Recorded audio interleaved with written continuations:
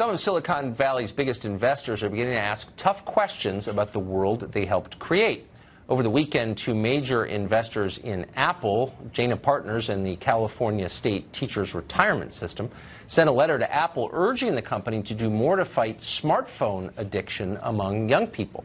Roger McNamee co-founded Elevation Partners. He was an early investor in both Facebook and Google, which is a great thing financially.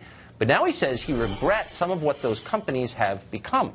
Roger McNamee joins us tonight. Roger, thanks for coming on. My pleasure, Tucker. It's good to be here. It's kind of amazing to even begin this conversation with you, considering you so famously made great bets on both those companies, and now you're concerned about what they're doing. Explain your concerns. It's really simple, Tucker. The problem that we have here is that many of us, and I count myself among the number, have viewed technology as one of those things that was only goodness, yes, that there really was no downside to it. And for the longest time, that was true.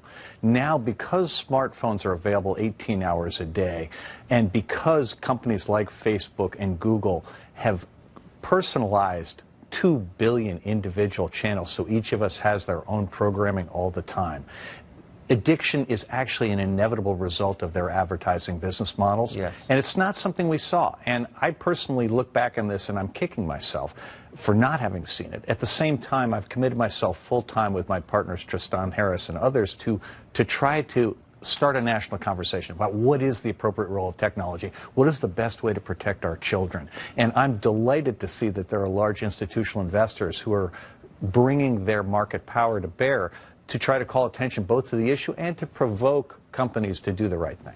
So I assume you still live out in the peninsula, in the Bay Area.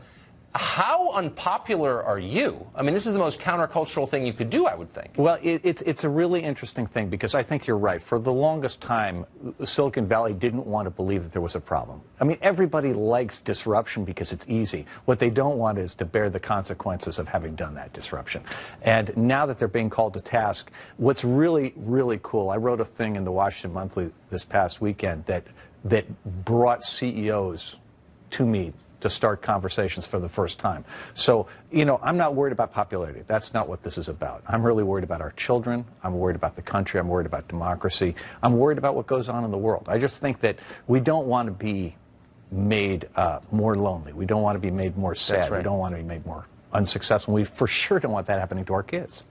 So what do you think the right way to, and you're saying this as a very informed, unusually informed person on this question, how is it the best way to manage your children's use of these devices? So I think the really important thing for every parent to understand is that there are a lot of bad things that can happen here. I mean, we think about products like YouTube Kids.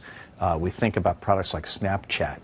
These are products whose business models are designed around this notion of addiction by the kids, and they're just not prepared to deal with it. So parents need to restrict usage of these products. In fact, one of the sad things, Tucker, one of the things that makes me angry is that executives out in the Valley generally restrict their kids' usage of the products Yes. that they are encouraging everyone else to use with abandon.